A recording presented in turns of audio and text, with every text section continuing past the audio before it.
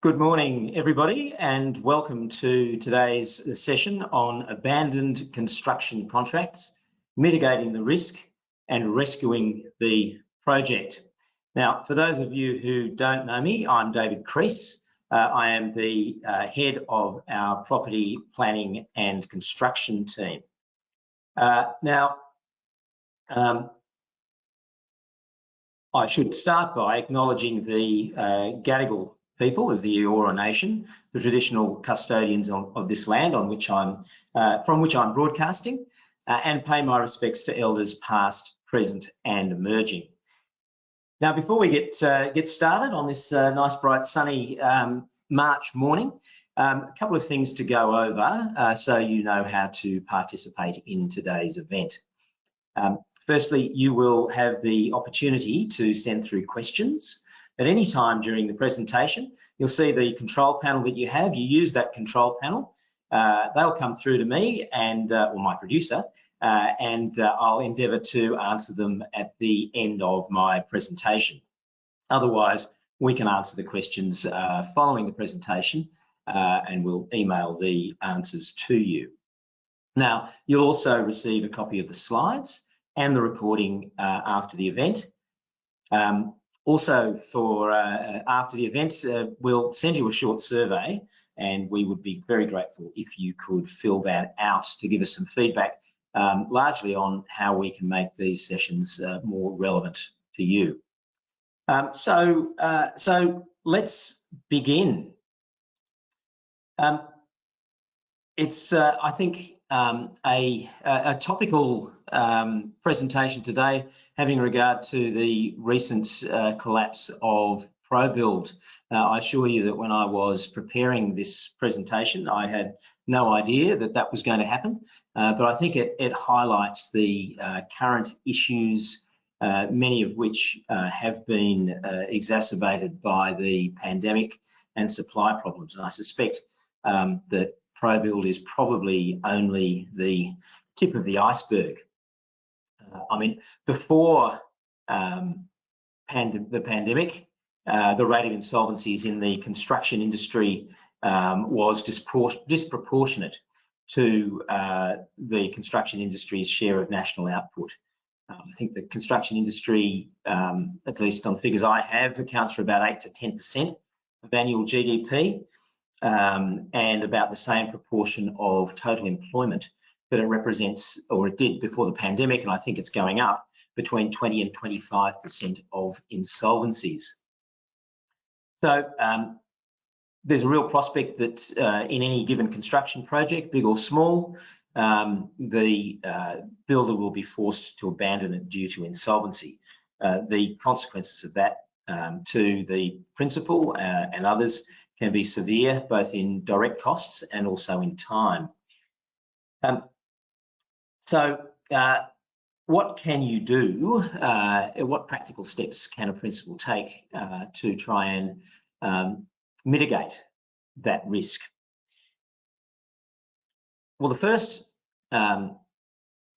step that a principal can take is to do some due diligence before the project commences. Prevention, they say, is better than cure, and that's certainly the case here. Simple things like internet searches, do a Google search, make inquiries through sites such as Product Review, ask for references from others in the industry. If it is a residential project, you can do a license check through the Department of Fair Trading in New South Wales, and that will let you know, firstly, for what the builder is licensed, and secondly, whether there have been any insurance claims made against the builder. It's not fail-safe, but it's certainly a first step. You can also do an ASIC search if it's a company, and most builders are companies, to see whether there are any applications to wind the builder up, or whether there have been any in the past. Past history is always a good indicator. Now, you can also do some due diligence by asking the builder to tell you what projects they've done previously, what size of projects, And from that, of course, you can also get some references to go and talk to people who have previously dealt with the builder. So other than due diligence, once you've done the due diligence and you're going to enter into your contract, there are some significant rights which you can obtain, which will help you down the track. It's often said in building projects that the best contract is the one that takes some time to negotiate, but you then put it in the bottom drawer and you never pull it out again. Well, it's all a bit about catastrophizing and working out what might go wrong. So these clauses are very important. The first of those is a provision of security for the builder's obligations. Now, classically, that will either be by way of a bank guarantee or a term deposit, or by means of retention of progress payments. Usually they're about 5% of the contract price, and then they reduce once the contract's finished, project's finished, during the period for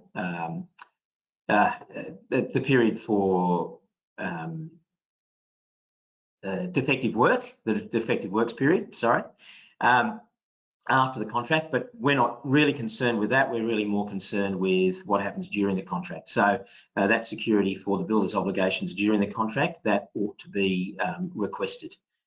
Secondly, what we call step-in rights. So that means that you can step into the builder's shoes and take over the builder's obligations without actually terminating the contracts. Or you can get a third party to perform those obligations. That's important, as we'll see later in the presentation, with respect to continuity of subcontractors and consultants. Liquidated damages, another important clause. So that is a clause that provides that the builder must pay a set amount, usually calculated on a daily basis, if the project is late in completing. And that amount should be set as something that properly reflects the consequential loss that will be suffered as a result of the late completion, such as rent, interest payments, etc. It's also important and related to the security clause to make sure that as a principle, you're only paying for materials once they arrive on site. Often a builder will want to use your money rather than its own money to pay for materials, and especially now with the supply problems with the pandemic, which has increased the cost of materials 3- and 4-fold in some cases. You don't want to be paying the builder for materials that don't actually arrive at your site. If the builder becomes insolvent in the meantime, you may never see those materials because the builder may well have used your money for other purposes and not paid the supplier. So a clause that makes sure that you only pay for materials once they arrive on site. A right to terminate when the builder, if the builder becomes insolvent. So it's an automatic right to terminate, but a word of caution here, you'll see that the last bullet point there, ipso facto clause caution. What that means is that now under the Corporations Act, in many circumstances, a clause that says that the principal can terminate merely because the builder has become insolvent is unlawful and can't be enforced. You can terminate if the builder has made other breaches, but merely because it's insolvent, in some cases, you can't exercise that right. Excuse me.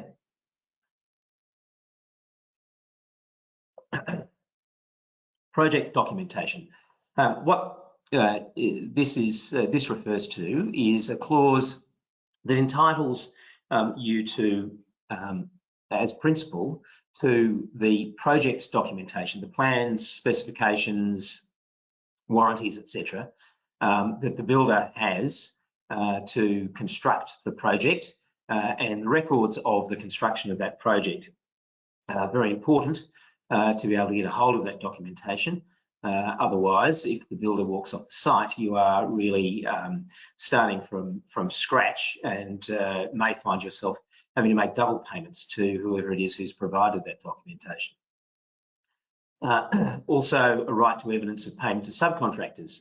You want to make sure that the money that you're paying to the builder is being passed on to the subcontractors and not funneled elsewhere. Else, it might be the case that if the builder walks off the site, you approach the subcontractors to finish the job, and they say, well, hang on, we haven't been paid, and you end up effectively paying them twice. So you would want to see some evidence of payment to subcontractors. It's also important to make sure that there are, firstly, rights for you as the principal to take an assignment of the builder's contracts and a novation of the consultant's contracts. But on the other side of the coin, it's important to make sure that the builder doesn't have the right to assign your contract with the builder. And I'll explain the importance of that provision a little later in the presentation. And lastly, independent certification. It's important to make sure that payment of progress payments is dependent on independent certification of the value of the work, or that stages have been completed, and that there is a right to set off the cost of rectification of any defective work or other money that might be owed to the principal by the builder. Independent certification, often it's done by the project superintendent. If the principal has a superintendent on the job, the superintendent has obligations of independence.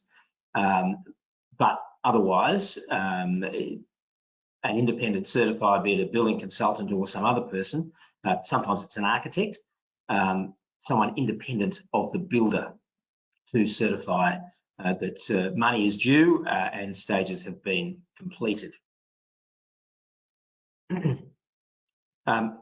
Just a further note on those ipso facto clauses. So I mentioned that in some cases, a right to terminate the contract merely because the builder is insolvent is made unlawful or unenforceable, I should say, by the Corporations Act. That occurs if the company enters voluntary administration, if a receiver is appointed to the company, or the company applies to enter into a scheme of arrangement. Importantly, you are able to exercise that clause if the builder goes straight into liquidation. And there are some rights that are excluded from that unenforceability. So, for example, step-in rights and a right to set off aren't affected by the ipso facto provisions of the Corporations Act. So, you need to be vigilant, is my advice, as to the possible insolvency of the contractor, because experience tells us that early intervention is crucial to mitigate the cost in both time and money of a builder abandoning the project due to insolvency. So you need to be, as I say, vigilant to the early warning signs of builder insolvency. Don't simply wait for a letter from a liquidator informing you of his or her appointment. So what are the signs, the early warning signs of contractor insolvency? Often you can tell a lot from what's going on site, including the attitude of the subcontractors. Unhappy subcontractors and suppliers are usually not reticent in complaining and will often contact a principal directly, because the builder will use the excuse for not paying them that the principal has delayed payment under the head contract. So A little quiet chat with subbies on site can be very revealing. Numbers on site. So if subcontractors aren't being paid or they're being paid late, they'll allocate resources to other sites where cash flow isn't an issue, or in some cases they'll simply refuse to do work. So and a builder that can't fund its work will also delay engaging trades and ordering materials. So if things start to go quiet on site all of a sudden, that may well be an indication that the builder's having problems with its cash flow. Overclaimed progress payments. So your monthly or usually monthly progress payments, if they are regularly overclaimed, then that may be that pattern is an indicator that the builder is suffering cash flow problems. Adjudication applications by subcontractors. So hopefully you'll know that under the Building and Construction Industry Security of Payment Act, if a subcontractor makes a payment claim under that act against the head contractor, the payment claim is met with a payment schedule that doesn't allow payment of the whole of the payment claim, the subcontractor can make an adjudication application. And when the subcontractor makes that adjudication application, the subcontractor can notify the principal of the fact that they have made an adjudication application in the hope that the principal will withhold paying money to the head contractor, which is due to go to the subcontractor. Now, if you as principal start receiving a number of these notifications about adjudication applications by subcontractors, that can be an indicator of cash flow problems that the builder is having, which is leading to the builder not paying its subcontractors. Site management. This is related to the attitude of subcontractors and numbers on site, I suppose.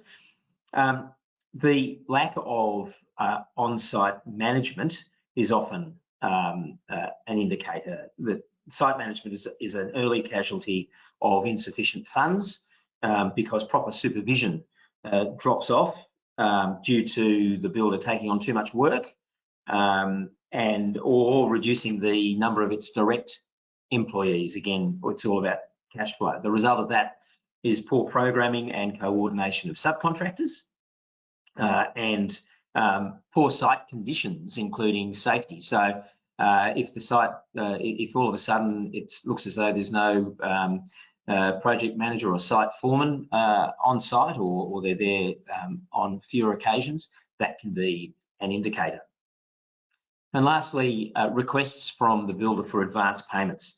If a builder asks the principal to make a payment directly to a subcontractor or supplier before a progress payment to the builder is due, then the implications are obvious. All very well to identify these early warning signs, but what do you then do? What action should be taken? Well, when it becomes apparent that the builder may be insolvent, you need to act quickly. Again, don't wait for the letter from the liquidator, because builder failure is inevitably going to lead to an increase in project time and cost. The earlier, the better. I can't stress that enough. So if you, as you see from the slide, Quarter Method's done a bit of research on this, and the average cost increase is 20% of contract value, and average time increase in time to complete 16 months from the original practical completion date. That, as those of you who are familiar in this area will know, is a significant impost. So first thing to do, look at your contract rights. We talked about what rights you should negotiate into your contract. Pointless having them if you don't use them. So you need to look at enforcing your contract's right, including the right to terminate those step-in rights and having recourse to security. Those security resource clauses are very important. and if you can negotiate it into the contract, you should have a right to have recourse to that security, even if you only may reasonably suspect that there is a default by the builder. Otherwise, having recourse to that security might be held up by disputes over whether the builder is in fact in default and the extent of that default. But that's a matter of detail, but which you need to look at when you're negotiating those security clauses. Enforcing contract rights, so look at those, enforce them, step-in rights and security. Identify defective works. Lack of funds leads to shortcuts, cost cutting, and that in turn results in work and materials that don't comply with the relevant standards or the approved plans and specifications. You need to employ an independent party to go and identify those defects, do a thorough review, and to provide a report. You can have your superintendent do it. If you're going to be negotiating things, sometimes it's with the builder. Sometimes it's useful to have someone who's completely independent, even not the superintendent, to negotiate those things. But you need to do a report. Don't just and do a report on the whole project to identify any defective work. Deal with ransom subcontractors. So these are subcontractors who have either not been paid by the builder and therefore they refuse to complete work or provide necessary certificates of compliance without being paid. So as I indicated earlier, you may end up making double payments to these people, but you need to deal with them because finding new subcontractors to complete work left unfinished by others is notoriously difficult and expensive in itself. So you might have to negotiate with critical subcontractors to get them back on site and to pay amounts to them that have already been paid to the builder in respect of those subcontracts. You should also take steps to secure project documentation. Now, I mentioned earlier, when you are negotiating your terms of your contract, having rights to this project documentation is critically important. So it's not only the possession of the key contract documentation, but also the right to use it those things have to be obtained so that you can ensure a new builder can and is willing to complete the project and comply with the development consent conditions. Recreating documentation or getting it from other sources is very, very difficult if it's at all possible and will lead to substantial delay. And this documentation includes warranties and subcontractor compliance certification, which are going to be necessary in order to secure an occupation certificate. Key personnel. It's depending on the size of your project and the stage of completion, you should give consideration to actually employing personnel who were previously employed by the builder, such as the project manager on site who knows the site, knows what's going on, or the site supervisor. That will provide you with continuity, a detailed knowledge of the project, and also, importantly, relationships are extremely important, familiarity with the subcontractors. And then lastly, independent assessment. So again, a bit like retaining an independent consultant or some other independent person to identify defects, the assessment of the time, costs and tasks necessary to complete a project should be undertaken by consultants who are independent of the builder. The builder's consultants or the builder's people may well give you a very rosy and optimistic view of what's left to do, how long it's going to take. Getting an independent review, an independent assessment of that will ensure that all the forecasts, all the assumptions, all the estimates made by those people who've been involved in the project up until now, and obviously including the builder, are objectively tested, which is important so that you can make decisions on a properly informed basis and not a basis that is skewed by, as I say, optimistic expectations from those who've been involved previously. So again, independent assessment. Assume we've gone through all this. What is the effect then on the project of an insolvency administration? What happens once a liquidator or a receiver or a voluntary administrator is appointed? Well, essentially, it depends on the stage of completion of the project and whether the builder has the financial resources to complete it and whether the contract is profitable. In other words, if the builder has won the job on the basis of a very skinny margin just to get in there and hoping to make up the profit on the basis of variations, which is often the case, then there may be no profit in it. If there's no profit in it, then the insolvency administrator is certainly not going to try and finish the project. What will the insolvency administrator do? Well, they will likely look to either assign the contract to another builder or to disclaim it and abandon it. Now, I mentioned earlier in the presentation the importance of these of assignment clauses and making sure that the builder can't assign the contract with you. That is very important because you might be saddled with a builder that's not of your choosing, that's been chosen by the insolvency administrator. That if a new builder is coming in, then they will be looking to maximise their profit. They'll be cutting the margins. They'll be looking to finish the project to get something out of it. And you won't have been able to do all your due diligence. You don't want to end up in the same position with a second builder, which has happened in the past. So the builder's right to assign the contract should be excluded to try and avoid this.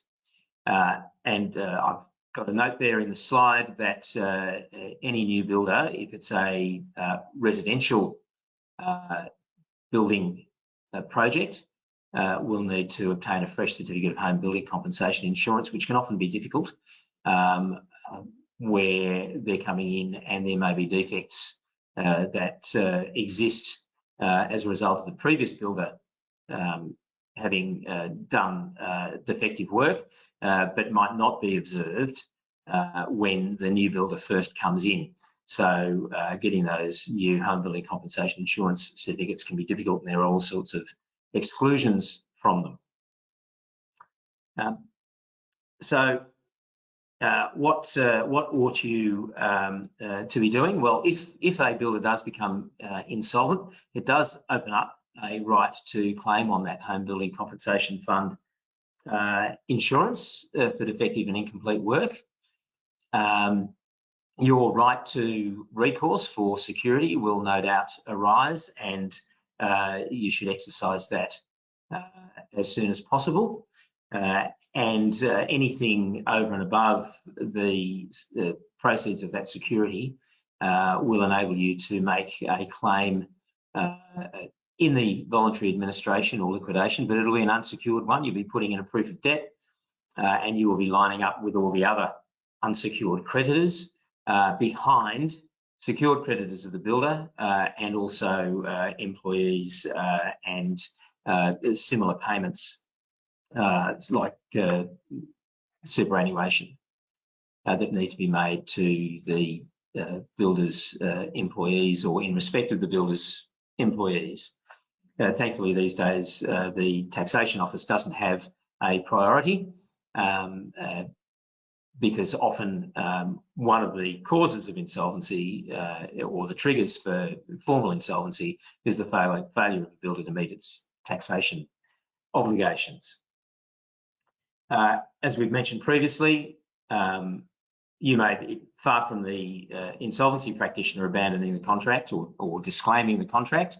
You may have that right to terminate the contract, particularly if there have been other defaults and not just the insolvency of the builder, because they would arise due to the builder's failure to perform its obligations, not just the insolvency. You're also then able to pursue personal guarantees. So if, as part of the security that you have obtained for the builder's obligations under the building contract, you have a personal guarantee, then you can pursue that personal guarantee, except where the builder hasn't actually gone into liquidation, that it's still in the voluntary administration stage. Claims against guarantors are put on hold during the course of the voluntary administration. If at the end of the voluntary administration period the company falls into liquidation, well, then you can pursue your personal guarantees then, but you can't do it until that point arrives. Now, you may well then find that the insolvency administrator actually makes a claim against you as principal, saying that there are unpaid progress claims, that there's actually money owed to the builder. Now, you defend those on the usual grounds that there is no reason for payment if the progress claim is unwarranted, but you also have a defence under the Corporations Act to say that, well, hang on, the builder owes me money, and so any amounts that are owed either way should be set off against each other, because otherwise it would be unfair for the insolvency practitioner to be able to retain or recover money from the principal, but the principal just lines up with the other unsecured creditors for payment of a very small percentage of its debt, if anything at all. So both under the general law and under section 553 capital C of the Corporations Act, the principal is entitled to set off against any claims made by the builder, money owed by the builder to the principal. Now, what about warranties and insurance? Well, you of course will have warranties from the builder, but they're not going to do you much good if the builder's insolvent. You may have warranties from subcontractors or from material supply companies. Provided you've taken an assignment of those, then you'll be able to rely on those. In the case of a residential development, you have the benefit of the statutory warranties under section 18B of the Home Building Act. Those warranties are essentially, the principal ones are that the work will be done with due care and skill, that the materials supplied will be good and suitable for the purpose for which they've been supplied, and the work will be done in accordance with the plans and specifications, the development consent, and otherwise in accordance with the law. At this point, the warranty that the work will be done with due diligence and within the time stipulated in the contract is probably not going to be of much assistance, because if the builder has defaulted and walked off the site, there will have already been delays and there'll be continuing delays. So to back up these statutory warranties, there is compulsory home building compensation insurance, which, as I mentioned earlier, can be accessed once the builder is insolvent. However, the insurance is limited. It's limited presently to an amount of up to $340,000. So in a large project, that may well not be a sufficient amount. That's for both losses due to non-completion and defects which are identified during the period of 6 years from completion for a major defective work or 2 years for other work. However, of course, what we're talking about here is a builder walking off the site. So you won't have gotten to completion. So what we're really talking about is losses due to non-completion. Now, that can be an issue because there is a limit on the compensation for losses due to non-completion, to which we should now turn. So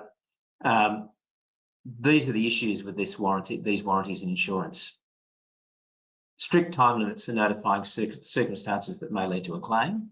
So you need to be well aware of what you need to do in order to make a claim. It doesn't apply to most multi-storey apartment buildings. So if it's more than 3 stories, there's no insurance of this kind. So often you might want to make sure that your project isn't for more than 3 stories, but they would be the exception rather than the rules. If the builder isn't obviously insolvent, you've got to go through the civil and administrative tribunal before the builder becomes insolvent and before you can access this insurance. As I mentioned, there's a limit on compensation for losses due to non-completion to 20% of the contract value. So if you are claiming for losses resulting from incomplete work because of early termination of the contract, then you've only got cover to 20% of the contract value, which may well be less than even that $340,000.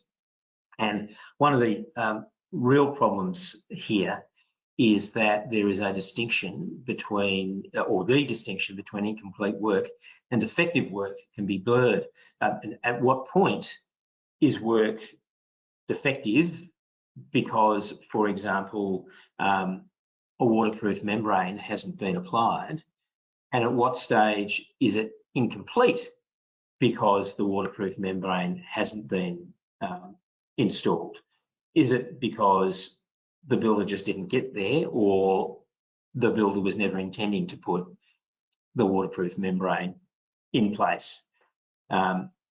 So that's an important blurring of the lines, which can often cause problems when a claim is made on the insurance. So turning now to government reform, what's the government doing to assist the situation with builders who default on their obligations? Well, the government has introduced several pieces of legislation which is designed to strengthen the accountability of builders and other building practitioners, including engineers and architects. And this, of course, follows the high-profile events such as the major defects identified in the Opal Tower and the Mascot apartment building, which led to what's been described as a major confidence crisis in the construction industry. Little bit of history, a report was commissioned called the Sheargold Weir report. And after the release of that report, which was fairly damning, the government introduced this legislation, which was designed to improve the quality and compliance of construction design and documentation and implementation. So the first piece of legislation was the Design and Building Industry Practitioners Act. It creates a category of building practitioners, and that includes builders, architects, project managers, engineers, they've got to be registered, they've got to declare that their plans and specifications that they've produced are compliant with the Building Code of Australia. They've got to declare then that once the construction starts, they've got to declare that what's been built is in compliance with the designs and that they're in turn in accordance with the compliance with the Building Code of Australia. And those things have been in place since the 1st of July 2021. The Design and Building Industry Practitioners Act also creates a new duty of care owed by successors in title. And although that only came in July 2020, it's retrospective. So any breach of that duty of care that occurred before that date is covered by the new duty of care and can be claimed upon. However, we're yet to see washing through the courts any case that finally identifies and makes clear exactly what the duty of care is and how it applies. There have been a few cases that are in their early stages. One recent decision importantly held that you can't just claim that because there is defective work that this duty of care has been breached. You have to show that A, the duty of care existed, B, how it's been breached and what it is that the builder has done or failed to do that has breached that duty. The mere fact that there is a defect isn't sufficient evidence of breach of that duty. And I've been talking about builders. It doesn't only apply to builders. It applies to anyone who carries out construction work, and that includes people who prepare the regulated designs or supply the building products or have a supervisory or management role.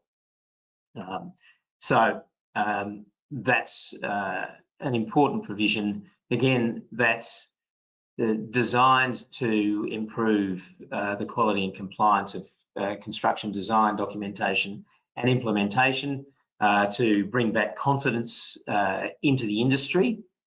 And the Building Commissioner, New South Wales Building Commissioner David Chandler, has been very active in his role of policing these things and going out onto building sites and identifying defective work and issuing orders under the Residential Apartment Buildings Act to force builders and developers to fix defective work on pain of not just fines, but more importantly, having the work stopped and having the occupation certificate delayed until the defective work has been fixed. And there have been some pretty high level or high profile, I should say, incidents, including the towers out at Castle Hill, where the developer had to give multi-million-dollar guarantees about defective work. But of course, the issue with this reform is that it doesn't really address the issue of insolvent and other builders that abandon projects. This is all before the event or after the event and after completion. It doesn't help you really as a principal who has a builder that walks off the site. So there's really nothing in these reforms, in my view, that assists principals when a builder is unable or unwilling to complete the construction project.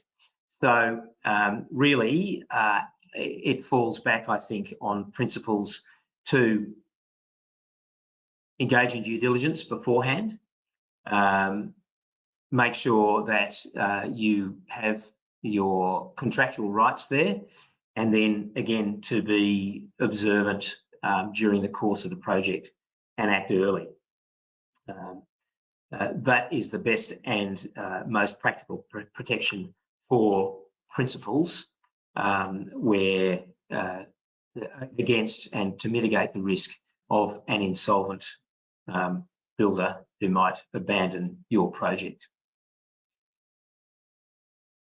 So we come now to a few questions which have come through. So just looking at these questions. So first question is, what happens in the situation with the Home Building Compensation Fund insurance cover if the builder's license number that's listed on the insurance certificate and is under the contract expires during the build? Well, firstly, if you've got that insurance, then it covers the builder for the defects. It doesn't matter that the builder's license expires during the build, but I would again hark back to my original proposition, which is do your due diligence, do your license check, see when the builder's license is due to expire, and if that expiration is likely to occur during the course of the project, then be very wary about retaining that builder. But the short answer is, once the builder has that Home Building Compensation Fund insurance cover, then you are able to access that insurance, notwithstanding that the builder's license expires during the period. We have another question here. So, what are useful contract clauses to facilitate builder removal for very poor performance before insolvency? The standard New South Wales contract is very builder-based. In 2017, had a builder that turned out to be on drugs with marital issues, etc. Don't know which led to which, of course. Unpaid subbies who didn't themselves pursue. I'm not quite sure what that means. Was very hard to remove, as he kept having excuses for lack of progress and lots of unfulfilled promises. Eventually got in a second builder once the completion date passed. Well, yes, the standard, when the reference is to the standard New South Wales contract, I assume that that's the standard residential building contract. Now, there are a number of standard residential building contracts. There is a standard contract that's issued by the Department of Fair Trading that, as you may imagine, is a fairly well-balanced contract, but most builders like to use, residential builders that is, like to use either the HIA contract, that's the Housing Industry Association contract, or the Master Builders Association contract. Now, they're produced by industry bodies, so of course they're going to be skewed in favour of the builder. So you need to be careful, and yes, I concede it's a matter of leverage, but you need to be careful to try and introduce those clauses which I mentioned at the outset of the presentation, particularly the step-in rights, so the right to step into the shoes of the builder, not necessarily terminate the contract, but get somebody else to finish the project or to terminate, where the builder, where there is defective work and the defective work isn't rectified within a set period. So you do need to try and negotiate those kinds of clauses in, and if you've got the leverage, if you've got the ability to use your own form of contract, which contains the more principal-friendly clauses, then I recommend that you use such a contract. Now, if it's a very large project and you're using the Australian Standard contract, either the AS 2124 or the AS 4000, well, that has far more balanced provisions and there are, even in those standard provisions, clauses that you can use to terminate a contract early for poor performance. So I hope that's answered that question. Now we have another question about ipso facto clauses. So the question is, please explain ipso facto. Is it a clause put in contracts or law that applies to clauses in contracts? Okay, so an ipso facto clause is a clause that is put into a contract. So just to go back over this, so an ipso facto clause, so it's Latin, lawyers love Latin, we know that. So it is a clause which says an ipso facto in lawyers' poor Latin is it happens because of the fact. So it's a clause that says merely because the builder becomes insolvent, even though there may be no defects or anything else at the time, merely because the builder becomes insolvent, the principal is able to terminate the contract. Now, so it's a contractual provision. Where the law comes in is that the corporations law, it's been a provision in the Bankruptcy Act for many years, but the Corporations Act has been amended so that those clauses, the right to terminate principally against a party merely because it's insolvent, is unenforceable in certain circumstances, certain kinds of insolvency events. So to go over that again, if the company goes into voluntary administration, you can't exercise that right. The reason is, and the principle behind it is, the point of putting a company into voluntary administration theoretically is so that essentially the debts of the company are frozen. An independent person can go in there, look at the company, decide whether or not there is some prospect of rehabilitating the company, getting it back up and running, because usually when a company goes into liquidation, it's bad for everybody and the creditors don't get paid out in full. So is there a prospect of rehabilitating the company so that it can carry on and there is less loss to its creditors? There may be some arrangement that needs to be done, but nonetheless, the idea is that it can keep going. Well, if it's a building company, then clearly its principal asset is the building contracts that it's doing. And if it's going to have any chance of being rehabilitated, it will want to be able to either continue those projects or, again, if there's a right in the contract, assign those contracts to other builders. So for that reason, an ipso facto clause, a clause giving the principal the ability to terminate the contract merely because of insolvency, is not available in that circumstance. And it's also not available if the company goes from voluntary administration into liquidation because it can't be saved. You still can't use that ipso facto clause. Similarly, if there's a receiver or a receiver and manager appointed to substantially the whole of the company, then you can't use that ipso facto clause. Again, it may be that the company is able to trade its way out of trouble and it will need to be able to utilise those building contracts in order to do that. Or thirdly, if the company enters into a scheme of arrangement, which is a bit like voluntary administration, then you can't use that ipso facto clause. But you can use it if the company just goes directly into liquidation. As I've said previously, there is likely to be other defaults under the contract which you can probably use to terminate anyway. But it's an important right. You need to be aware as to when you can use it. Okay, we don't seem to have any further questions, but thank you for those. as I mentioned earlier, if you do have any other questions and you're just a bit slow to type them, or you think of them later, feel free, please, to email us here at Bardia Perry.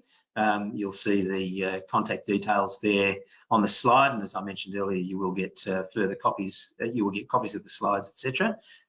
Please don't hesitate to email those questions through.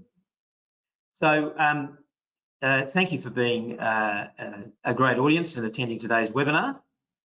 We might wrap it up there. Once you, as I said earlier, once you leave the session, you'll receive a short survey, and we'd very much appreciate it if you would provide your feedback about the session, so that we can tailor these in the future to more closely meet your needs and answer questions that you may have, or on topics that are of particular interest. You'll also receive a follow-up email with a link so that you can view a recording of today's webinar and also get the slides. So on behalf of Bardia Perry, thank you for joining us today. Stay safe out there and enjoy the rest of the day. Thank you.